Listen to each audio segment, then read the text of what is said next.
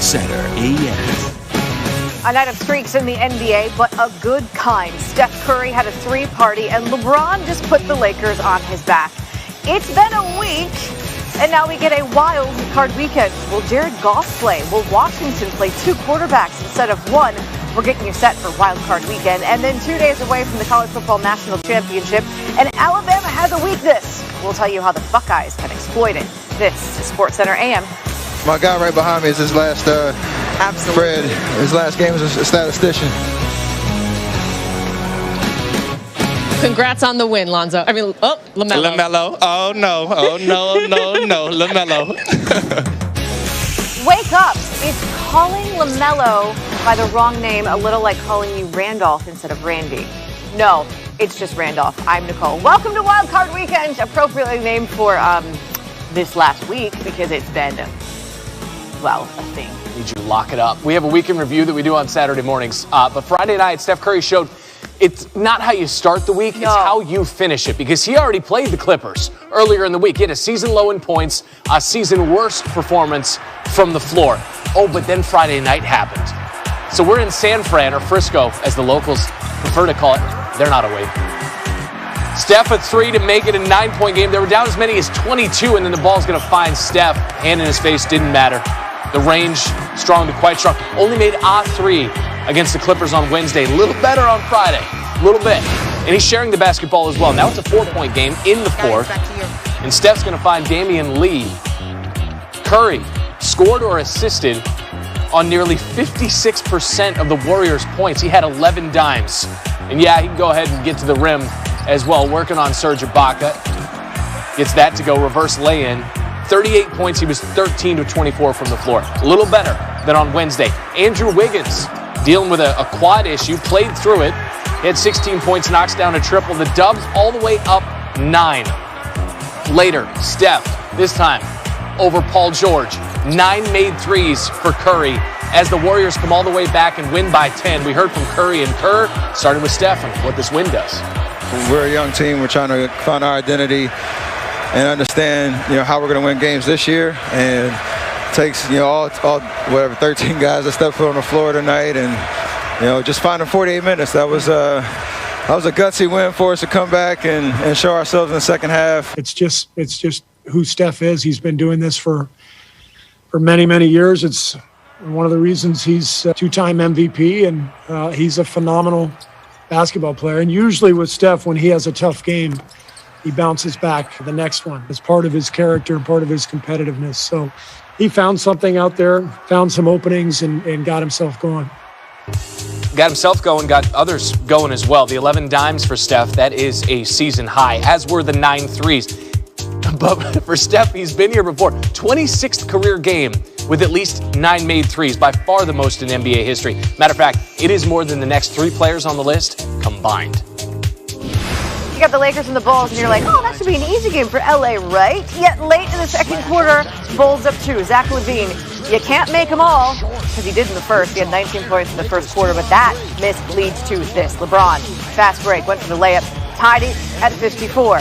10 seconds to go in the half, Lakers down 2. LeBron kicks it out to Kyle Kuzma, corner 3, nailed it. Lakers had a 1-point lead going into the half. No AD in this game. Out for the second straight with the adductor strain. LaVine, now 3 minutes left in the game. Bulls down 5. Full within 3. LaVine had 38 points, his 4th 30-plus game this season. LeBron now fighting his way with the Lakers up 2 and 1. Here's the thing, he missed the free throw, so that does put the Lakers up 4. LeBron had 28. Bulls very much had a chance to beat the Lakers. Garrett Temple, 3 of his 9 points. Bulls down 1 with 37 seconds left to play. And LaVine now, 12 seconds left. Lakers hang on to win 117-115. Lakers of 7-3 this season. LeBron's averaging about 24.5 points. He got 28 in this one against the Bulls. So that was his 579th game with at least 25 points, 5 rebounds, and 5 assists. A little context. That is the most in NBA history, like by a lot. Because Oscar is sitting at number 2, but he only has 484. All right, what about the brother battle here? Brothers what Lonzo. About it? Brothers Lonzo v. LaMelo. That's pretty cool to see, man. It really is. A couple of top 3 picks getting after it, Pelicans and the Hornets. Here's little brother LaMelo out hustling older brother Lonzo. Ooh, and then finding Miles Bridges. That's a great pass. That pass is more like Chris Bridges, because it's ludicrous. Third quarter. You are so proud of yourself. Pelicans up 10. And it's sort of a move, get out the way situation for Zion. He went for 26 and 8. The thing about Williamson, though, the Pels are just 1-5 this season when he gets 20 or more. He had 26. Here goes Lonzo guarding LaMelo. Okay, little driveway battle, right? Shades of that out in California. LaMelo hitting the 3 right in Brothers Grill. 12 and 10 for LaMelo. First career double-double. Just a dime away from a triple-double. LaMelo out to Terry Rozier. Scary Terry. He had 15 points, made 4 threes. Again, 9 dimes for LaMelo, who's far too young to get that record. Devontae Graham, little floater and 1. 17 for him. Hornets up 2. The Pels were up big in this one. It was a night of blown leads in the NBA, honestly. And Gordon Hayward had 26. He has 70 across his last 2 games. We heard from LaMelo after the win with Cassidy Hubbard on how the brothers might be feeling. Oh, I mean, I'm great. We won, so yeah, I'm chilling on this side. I don't really know how Lonzo feeling because I know he loved winning too. But yeah, right now I'm feeling great. Well, congrats on the win, Lonzo. LaMelo. LaMelo. Oh no, LaMelo. All right, much more from the association on the way. Bradley Beal, another 40-point game, but the Wizards still can't get a win. How Beal is finding himself on the wrong side of history despite the incredible scoring.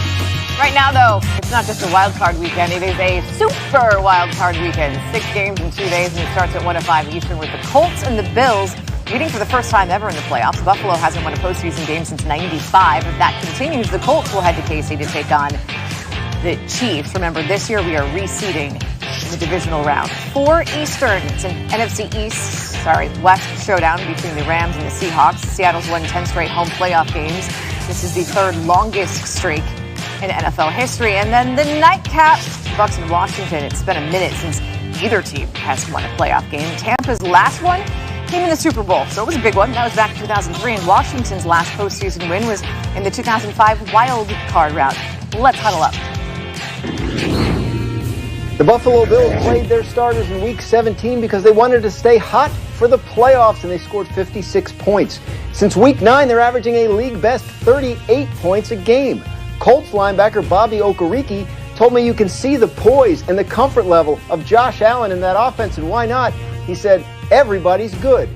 Allen was only 7 months old the last time the Bills hosted a playoff game, and to celebrate the occasion, they are testing and letting in about 6,700 fans. Bills GM Brandon Beane told me, imagine being excited to have 6,700 fans at a playoff game, but we couldn't be more excited right now. Head coach Sean McVay told me the Rams made